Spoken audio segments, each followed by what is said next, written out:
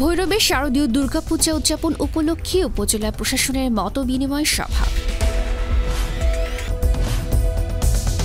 কিশোরগঞ্জের ভৈরবে উপজেলা প্রশাসনের উদ্যোগে ৬ অক্টোবর শারদীয় দুর্গাপূজা উদযাপন উপলক্ষে মতবিনিময় সভা অনুষ্ঠিত হয়েছে। উপজেলা ভারপ্রাপ্ত কর্মকর্তা রিদওয়ান আহমেদ রাফির সভাপতিত্বে অনুষ্ঠিত মতবিনিময় সভায় প্রধান অতিথি হিসেবে উপস্থিত ছিলেন কিশোরগঞ্জ জেলা প্রশাসক ফৌজিয়া খান। বিশেষ অতিথি হিসেবে উপস্থিত ছিলেন কিশোরগঞ্জ পুলিশ সুপার মোহাম্মদ হাসান চৌধুরী, ভৈরব সেনা ক্যাম্পের মেজর সঞ্জিদ, ভৈরব থানার অফিসার ইনচার্জ হাসমুদুল্লাহ, উপজেলা স্বাস্থ্য কমপ্লেক্সের পরিবার পরিকল্পনা কর্মকর্তা ডাক্তার বুলবুল আহমেদ, কিশোরগঞ্জ জেলা পূজা উদযাপন কমিটির সভাপতি দুলাল চন্দ্র সাহা, ভৈরব র্যাব ক্যাম্পের company commander ASP Mohammad Shahidullah, Bhairab উপজেলা বিএনপির সভাপতি রফিকুল ইসলাম রফিক সহ অনেকে। মতবিনিময় সভায় জানানো হয় ভৈরবে এবার মোট ২১টি পূজা মণ্ডপে পূজা উদযাপিত হবে। এ সময় প্রধান অতিথি কিশোরগঞ্জ জেলা প্রশাসক ফৌজিয়া খান ভৈরবে শারদীয় পূজা উদযাপন করতে গিয়ে যেন কোনো প্রকার সমস্যা না হয় সে লক্ষ্যে সকলকে কাজ করার জন্য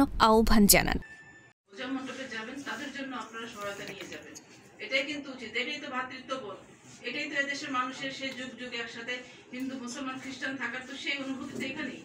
আপনি যদি আপনার প্রতিবেশীর বিপদে যদি না যান, তাহলে আমি কিসের প্রতিবেশী? খালি মুখে মুখে আমি বললাম যে আমরা এক দেশ এক জাতি, তাহলে তো হবে না।